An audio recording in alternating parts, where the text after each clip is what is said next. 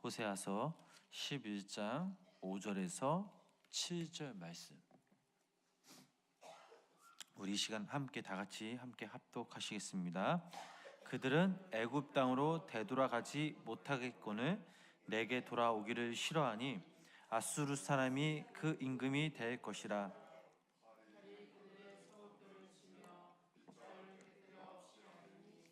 그는 그들의 계책으로 말미암으니라. 내 백성이 끝끝내 내게서 물러가나니 비록 그들을 부여 위에 계신 이에게로 돌아오라 할지라도 일어나는 자가 하나도 없도다. 아멘. 호세아 말씀을 읽어보면 하나님께서는 이스라엘을 다양한 그 방식으로 묘사된 것을 우리는 볼 수가 있습니다. 먼저 9장 10절 말씀을 보면 이스라엘 민족은 무화과 나무에 비유되었고, 또 10장 1절 말씀에서는 점차 풍성한 열매를 맺는 포도나무에 비유되었습니다. 11장에서는 하나님은 이스라엘을 보다 인간적인 용어로 묘사하십니다. 이런 하나님의 언어를 사용해서 우리는 하나님의 그 자비를 볼 수가 있는데요. 그렇다면 하나님은 이스라엘을 어떻게 비유하였습니까? 바로 내 아들이라 라고 비유하였습니다.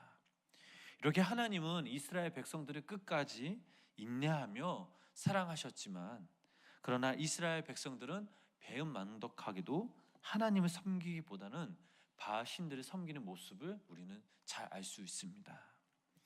이들은 사랑하는 하나님 아버지께서 자신들을 돌보신다라는 그 사실을 깨닫지 못했습니다. 그들은 넘어져 상처 입을 때마다 자신들을 치료해 주시고 또 은혜로 살아갈 수 있게 해 주신 분이 하나님이심을 이해하지 못했습니다. 본문 5절 또 7절 말씀을 보면 지금 현재 이스라엘 그 백성들의 상태가 잘 나타나 있습니다. 먼저 5절 말씀 우리 다 같이 함께 합독하시겠습니다. 그들은 애굽 땅으로 되돌아가지 못하겠거늘 내게 돌아오기를 싫어하니 아수르 사람이 그 임금이 될 것이라. 아멘.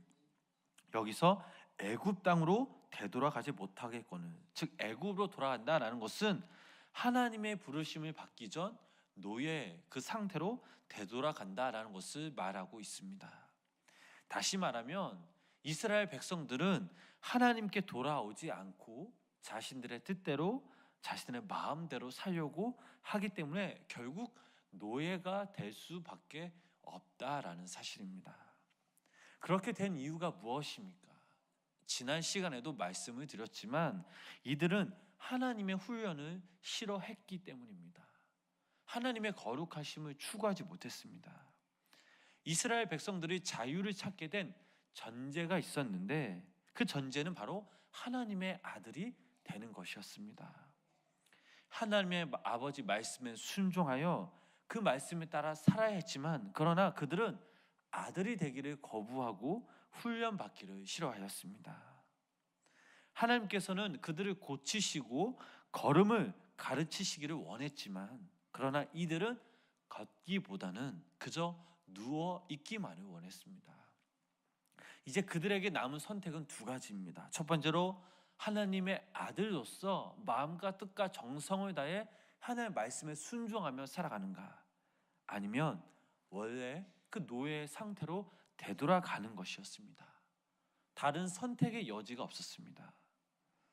우리가 죄에서 해방되었다고, 하나님께 구원받았다고 해서 먹고 마시는 일에 또 내 마음대로 사는 일은 있을 수가 없습니다. 오늘 이 땅에서 살아가는 한번 우리 자신을 한번 스스로 돌아보았으면 좋겠습니다. 우리뿐만 아니라 이 세상의 많은 그리스도인들이 자기 자신을 기만하고 속이는 모습을 봅니다. 자기 자신을 잘 모르니 당연히 하나님과의 관계를 알 길이 없습니다. 분명 죄에서 해방되었고 하나님의 자녀라는 것을 인식하지만, 그러나 하나님께 나아가는 것이 이제는 너무나 귀찮고 너무나 싫어합니다.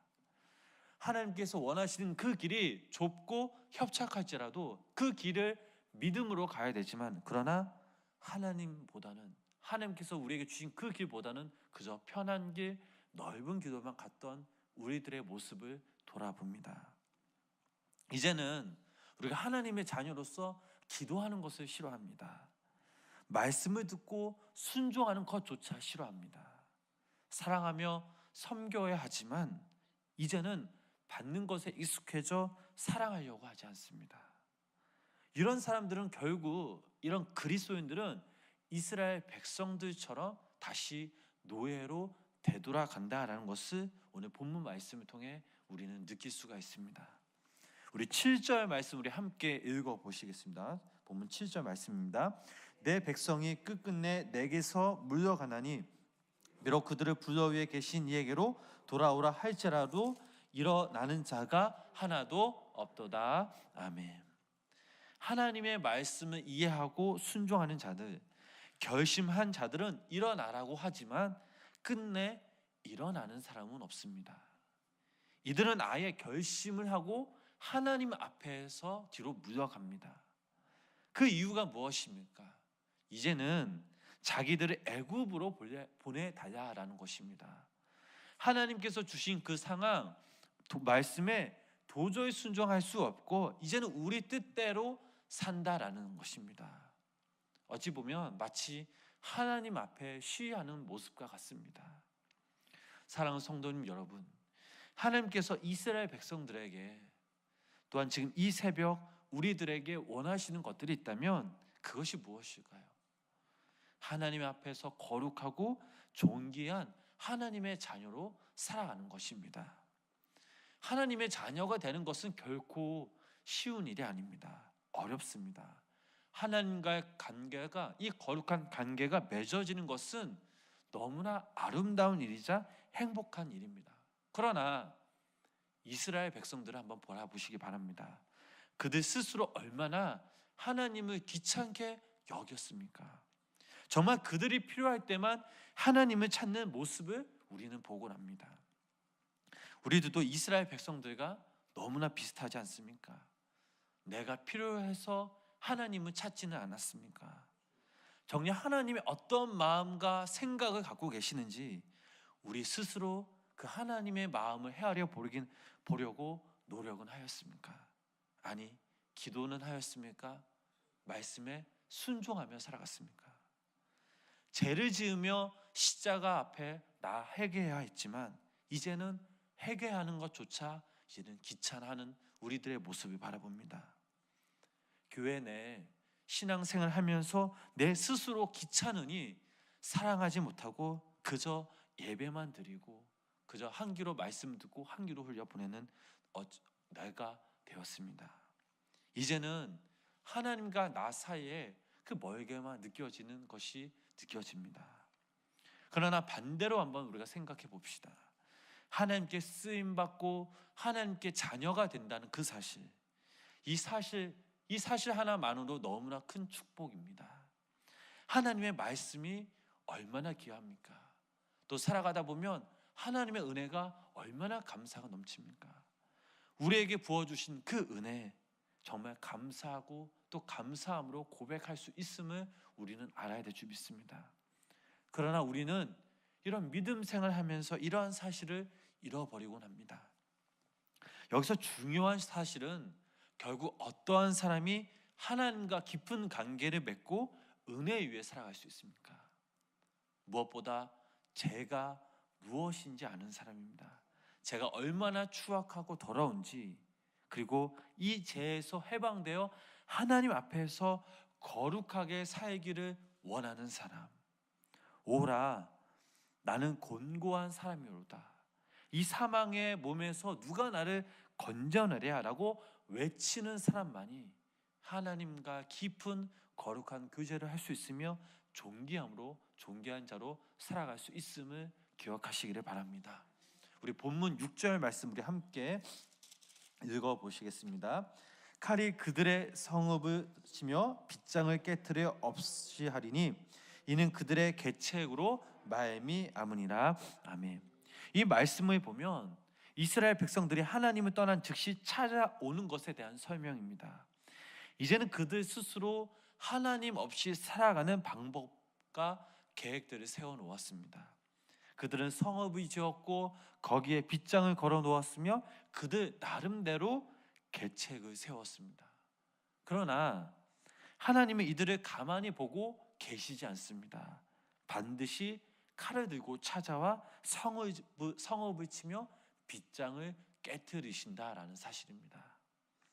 성도님 여러분, 우리들도 죄에서 해방되었다고 하지만 주님이 내 안에, 내가 주님 안에 거하지 않는다면 우리들도 이러한 봉변을 당할 수가 있습니다. 우리가 인생의 계획을 세우고 어떠한 방법으로 편하게 가려고 여러 가지 세상 것들로 우리가 채우고 찾을 수 있겠지만, 그러나 이 모든 것들은 다 부질없음을 우리는 알아야 합니다. 하나님께, 하나님, 나는 하나님 앞에서 아무것도 할 수 없는 존재입니다. 그저 하나님께서 이끄시는 대로 내가 순종하며 나아가겠습니다. 저를 사용케 하시고 은혜 위에 거하게 하여 주시옵소서라고 고백하며 하나님께 나아갈 수 있는 사람만이 바로 하나님께서 우리를 사용하십니다. 우리는 분명 죄가 무엇인지 너무나 잘 알고 있습니다. 우리 안에는 악한 것들이 참으로 많이 있습니다. 그러나 이제는 하나님의 그 거룩한 그 은혜에 동참하며 하나님의 훈련을 삼아 더 귀하게 쓰임받는 우리 귀한 성도님들 되시길 간절히 소망합니다. 우리는 신앙생활을 하면서 절대 하나님을 만만하게 보아서는 안 됩니다. 하나님은 우리를 위해 손해 보실 수 있겠지만, 그러나 내 뜻과 내 욕심으로 하나님을 이용한다면 그때는 하나님조차도 가만히 계시지 않는다는 사실을 우리는 기억해야 합니다. 믿음 생활 하다 보면 우리 내적 모습 가운데 여러 가지 갈등이 생깁니다. 내 마음대로, 내 뜻대로 하려고 하는 마음, 그러나 어떻게든 하나님을 붙잡고 하나님께 나아가려고 하는 이 마음, 이 두 마음들이 매일매일 우리 삶 가운데 영적인 전쟁을 합니다.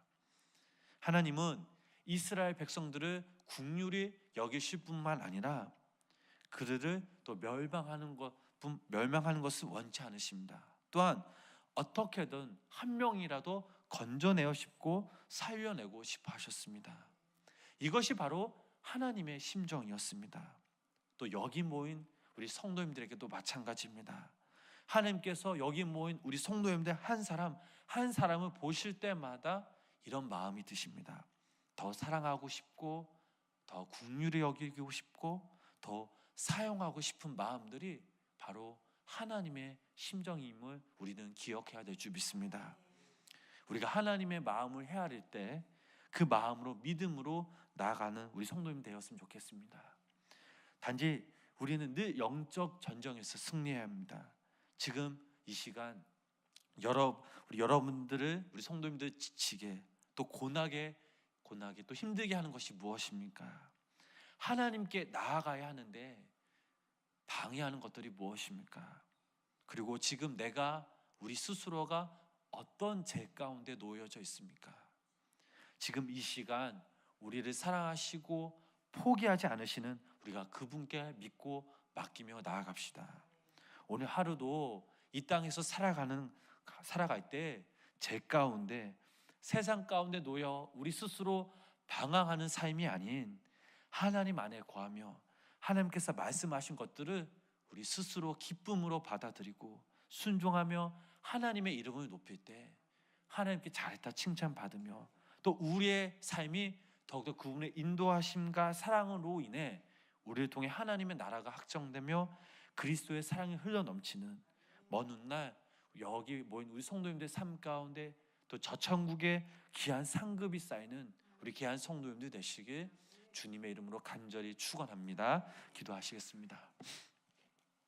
은혜의 주님, 오늘 이 새벽 하나님을 찬양하며 믿음으로 나아갑니다. 주님, 우리는 주님의 자녀라고 늘 고백하지만 그러나 우리의 모습 안에는 여러 가지 죄들도 가득 찼음을 고백합니다.